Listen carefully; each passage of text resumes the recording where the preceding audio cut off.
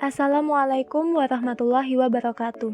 Perkenalkan, kami dari kelompok 8 yang akan membahas materi mengenai sejarah matematika Islam. Kelompok kami beranggotakan 3 orang, yang pertama yaitu Darin Huwaida Zain, yang kedua yaitu Raden Mas Nur Muhammad Rizki, dan yang ketiga yaitu Husnayaini Nur Aini. Pada pembahasan kali ini terdapat 4 pokok poin pembahasan. Yang pertama yaitu tokoh-tokoh matematikawan Islam, yang kedua yaitu konsep geometri karya matematikawan Islam, yang ketiga yaitu konsep trigonometri karya matematikawan Islam, dan yang keempat yaitu penyelesaian masalah matematika dengan penemuan matematikawan Islam.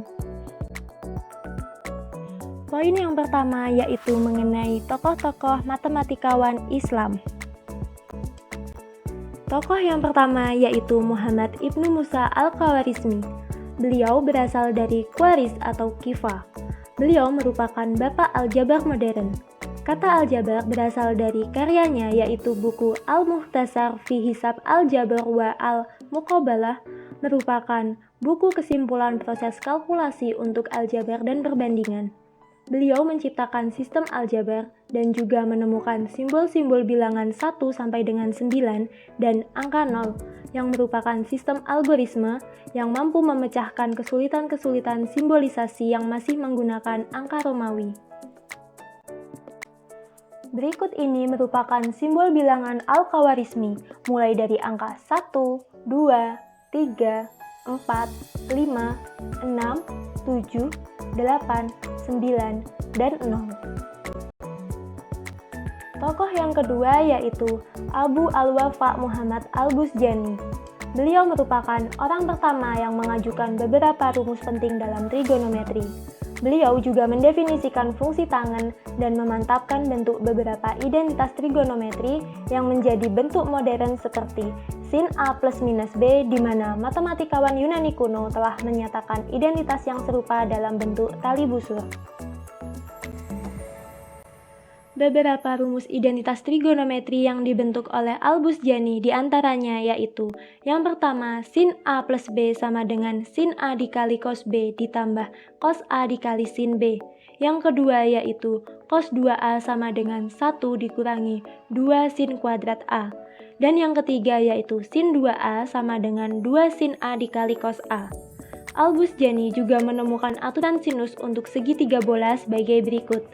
Sin A dibagi sin A sama dengan sin B dibagi sin B sama dengan sin C dibagi sin C, di mana A, B, dan C kapital adalah sisi yang diukur dalam radian pada bola satuan, dan A, B, C dalam huruf kecil adalah sudut di seberang sisi yang bersesuaian. Tokoh yang ketiga yaitu Abu Mahmud Al-Khuyandi. Dalam bidang geometri, perhatiannya mengarah pada penggunaan persamaan berpangkat 3. Beliau berhasil menciptakan dalil yang berbunyi, jumlah 2 bilangan berpangkat 3 tak akan membuahkan bilangan berpangkat 3 lainnya.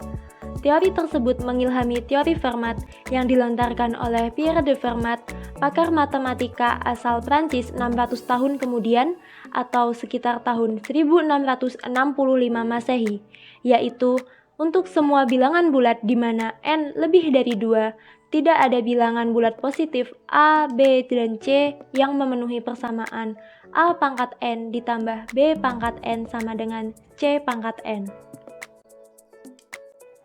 Tokoh yang keempat yaitu Muhammad Al-Karaji. Beliau merupakan pakar matematika asal Persia. Karyanya yang kekal pada bidang matematika yakni terkait kanonik tabel koefisien binomium yang berperan dalam pembentukan hukum dan perluasan bentuk. Karyanya pada bidang aljabar dan polinomial yakni memberikan aturan pada operasi aritmatika untuk memanipulasi polinomial. Al-Karaji menginvestasikan koefisien binomium segitiga Pascal, dan beliau juga merupakan orang pertama yang menggunakan metode pembuktian dengan induksi untuk membuktikan teorema binomial. Tokoh yang kelima yaitu Jabir Ibnu Sinan Al-Battani. Beliau merupakan tokoh yang lahir di Batan, Mesopotamia. Beliau merupakan pakar pada bidang trigonometri dan sering disebut sebagai Bapak Trigonometri. Beliau merupakan orang pertama yang menyusun tabel kotangan, dan beliau merupakan tokoh yang menentukan tahun matahari sebagai 365 hari, 5 jam, 46 menit, dan 24 detik. Tokoh yang selanjutnya yaitu Abu Rayhan Al-Biruni. Al-Biruni merupakan tokoh peletak dasar-dasar trigonometri modern.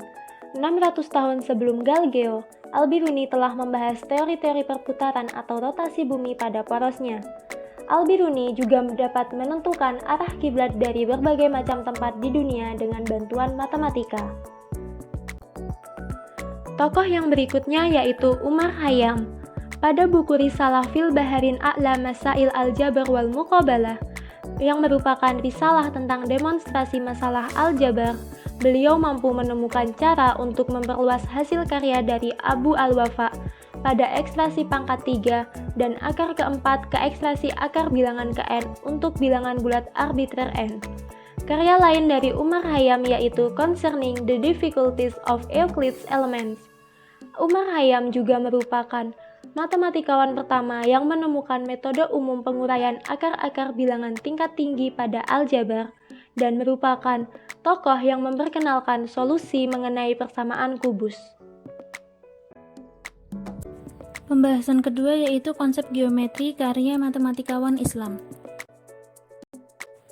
Yang pertama adalah rintisan geometri non-Euclid. Umar Khayyam adalah orang yang pertama kali menyatakan kemungkinan terdapatnya geometri baru yang bukan geometri Euclid.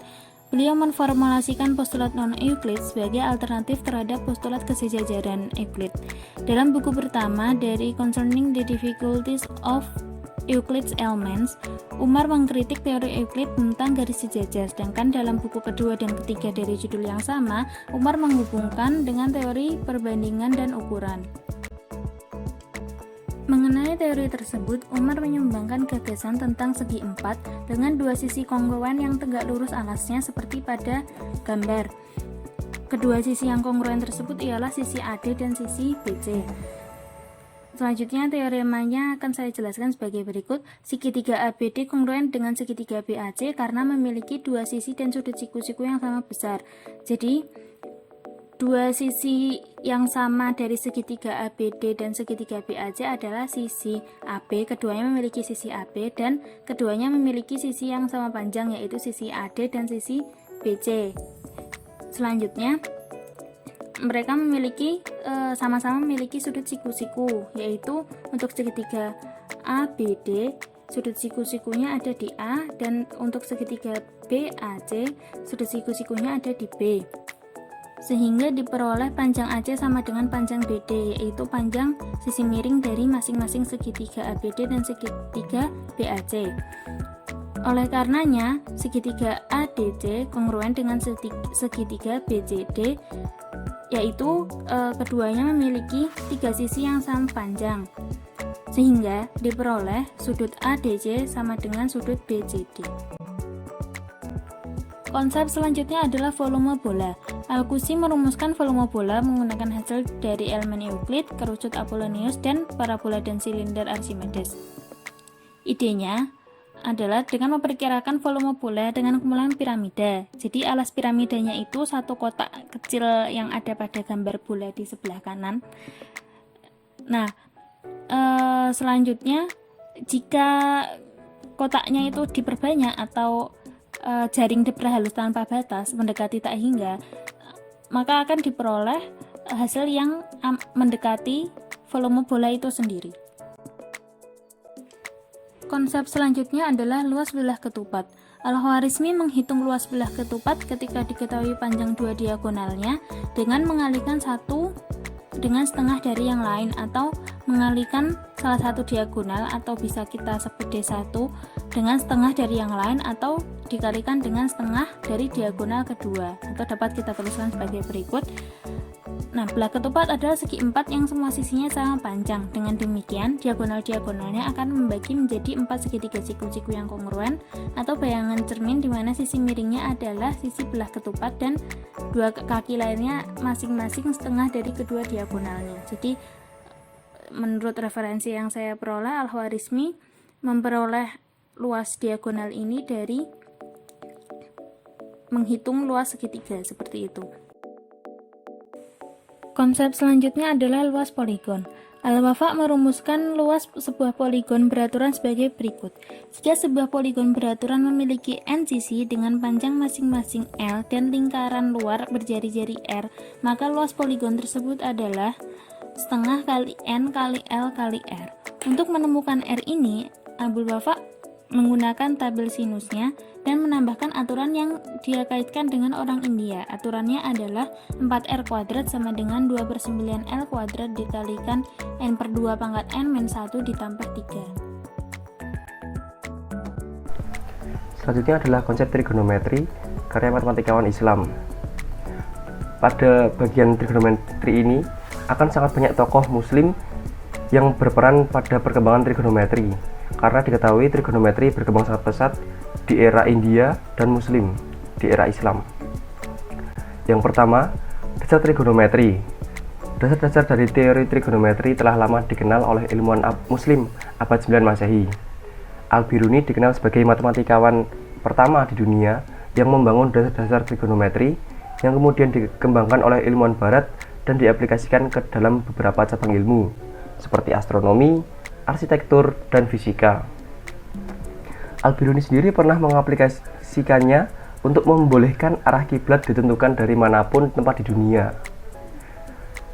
Pada tahun 830 Masehi, Al-Mawardi memperkenalkan konsep bayangan, umbra atau versa, setara dengan singgung di trigonometri, dan beliau menyusun tabel bayangan yang menjadi awal dari jenisnya. Beliau juga memperkenalkan kotangan dan menghasilkan tabel pertama untuk kotangan tersebut. Kemudian perkembangan sinus. Pada abad ke-9, Al-Khawarizmi menyusun sebuah tabel sinus yang akurat. Dia juga merupakan penggagas trigonometri bola. Sinus diperkenalkan oleh Al-Batani untuk menggantikan istilah chord atau tali busur yang biasa digunakan dalam perhitungan astronomi dan trigonometri di masa itu. Kemudian Abu Nasr dikenal mendalami hasil karya dari Yunani. Salah satunya karya Menelaus of Alexandria. Bersama Al-Biruni, Abu Nasr berhasil menghasilkan 25 karya besar dalam sejarah ilmu pengetahuan, yang 17 diantaranya masih bertahan hingga sekarang ini. Abu Nasr menemukan hukum sinus A per sin A sama dengan B per sin B sama dengan C per sin C yang kita ketahui sampai sekarang ini. Kemudian Al-Kahsi ikut turut andil dalam sejarah sinus. Dalam bukunya yang berjudul Risalah Chord dan Sinus, dia menghitung nilai sin 1 derajat dengan sangat akurat, hingga muncullah seorang ahli matematika pada abad ke-16, yaitu Taqi al-Din. Persamaannya yaitu sin 3pi sama dengan 3 sin pi dikurangi 4 sin pangkat 3 pi. Kemudian yang terakhir yaitu Al-Biruni juga menyumbang dalam menjelaskan sudut-sudut istimewa dalam segitiga, seperti 0, 30, 45, 60, dan 90 derajat. Penemuan ini tentu sangat memberi kontribusi terhadap ilmu-ilmu lainnya. Selanjutnya adalah perkembangan kosinus. Al-Khawarizmi merupakan pembuat tabel kosinus. Al-Kasi, atau nama lengkapnya adalah Giyad al-Din Jamshid Mas'ud Al-Kasi, merupakan orang pertama yang menemukan hukum kosinus. Dia juga memberikan sejumlah alasan kenapa hukum kosinus bisa digunakan untuk memecahkan masalah-masalah yang berhubungan dengan segitiga. Oleh karenanya, di Perancis, hukum kosinus dikenal sebagai Teorem de Al-Kasi atau Teorema Al-Kasi. Kemudian ada perkembangan tangan. Ahmad ibn Abdullah yang diketahui merupakan pengembang tabel tangan dan kotangan pertama. Kemudian ada Al-Buzjani, adalah salah satu yang berkontribusi dalam mengembangkan fungsi tangan dan mengembangkan metode untuk menghitung tabel trigonometri. Di samping itu, Abul Wafa juga membuat studi khusus menyangkut teori tangan dan tabel perhitungan tangan. Selanjutnya ada Al-Batani yang juga menghasilkan sejumlah persamaan trigonometri. Salah satunya adalah tan A sama dengan sin A per cos A. Yang terakhir, menggunakan gagasan Al-Marwazi tentang tangan dalam mengembangkan persamaan-persamaan untuk menghitung tangan, kotangan, dan menyusun tabel perhitungan tangan. Tabel bayangan pertama disusun oleh Al-Batani yang berisi nilai kotangan untuk setiap derajat dari kuadran. Lalu Abul Wafa mengonstruksi tabel tangan untuk setiap kelipatan dari 15 derajat. Kemudian ada perkembangan sekan dan kosekan. Nah, karena baik astronom maupun surveyor pada mulanya tidak memerlukan sekan dan kosekan, kecuali sebagai sisi miring dari segitiga siku-siku, fungsi-fungsi ini dikembangkan lebih lambat daripada yang lainnya. Fungsi sekan dan kosekan pertama kali dipikirkan oleh Al-Merwazi atau Habbas. Meskipun kedua fungsi ini pertama kali muncul dalam karya Abul Wafa, namun pada saat itu belum memiliki nama khusus dan belum dikembangkan lagi. Dan pada tabel navigasi di abad ke-15 pun sekan dan kosekan baru muncul. Dan ia berhasil mengetahui relasi antara garis-garis trigonometri yang mana berguna untuk memetakan serta pula meletakkan dasar bagi keberlanjutan studi teori konik. Pembahasan selanjutnya yaitu penyelesaian masalah matematika dengan penemuan matematikawan Islam. Yang pertama adalah penyelesaian luas segitiga. Diberikan sebuah segitiga sembarang yang diketahui panjang ketiga sisinya sebagai berikut. Panjang AB 13, panjang BC 15, dan panjang AC 14. Selanjutnya, Al-Khwarizmi menyelesaikan masalah tersebut dengan menggambarkan garis tegak antara alas dan puncak atau yang kita ketahui sekarang sebagai tinggi dan menamainya dengan garis H. Selanjutnya dimisalkan AD itu X. Nah, menggunakan teorem Pythagoras seperti yang kita ketahui sebelumnya, diperoleh dua persamaan sebagai berikut. Yang pertama 13 kuadrat sama dengan x kuadrat plus h kuadrat, dan yang kedua adalah 15 kuadrat sama dengan 14 min x kuadrat ditambah h kuadrat. Nah, selanjutnya persamaan 1 diubah menjadi bentuk persamaan 3 sebagai berikut. H kuadrat sama dengan 13 kuadrat dikurangi x kuadrat. Selanjutnya ganti H dengan persamaan 3, diperoleh 15 kuadrat sama dengan 14 min x kuadrat plus 13 kuadrat dikurangi x kuadrat, dan seterusnya sehingga diperoleh x sama dengan 5. Nah, substitusi nilai x sama dengan 5 ini ke persamaan 3, diperoleh nilai H sama dengan 12, sehingga diperoleh luasnya adalah setengah kali 12 kali 14 atau setengah kali alas kali tinggi yang sama dengan 84. Masalah yang selanjutnya yaitu penyelesaian luas belah ketupat. Telah dijelaskan sebelumnya bahwa Al-Khwarizmi menghitung luas belah ketupat dengan mengalihkan satu dengan setengah dari yang lain, atau dapat dituliskan dengan luas belah ketupat sama dengan diagonal 1 dikalikan setengah dari diagonal 2. Misal diberikan sebuah diagonal dengan panjang diagonalnya 8 dan 6, maka diperoleh luas belah ketupat sebagai berikut. Luas sama dengan diagonal 1 dikali setengah diagonal 2 sama dengan 8 kali setengah dikali 6 sama dengan 8 kali 3 sama dengan 24. Sekian presentasi dari kelompok 8, kurang lebihnya mohon dimaafkan. Jika ada pertanyaan bisa langsung ke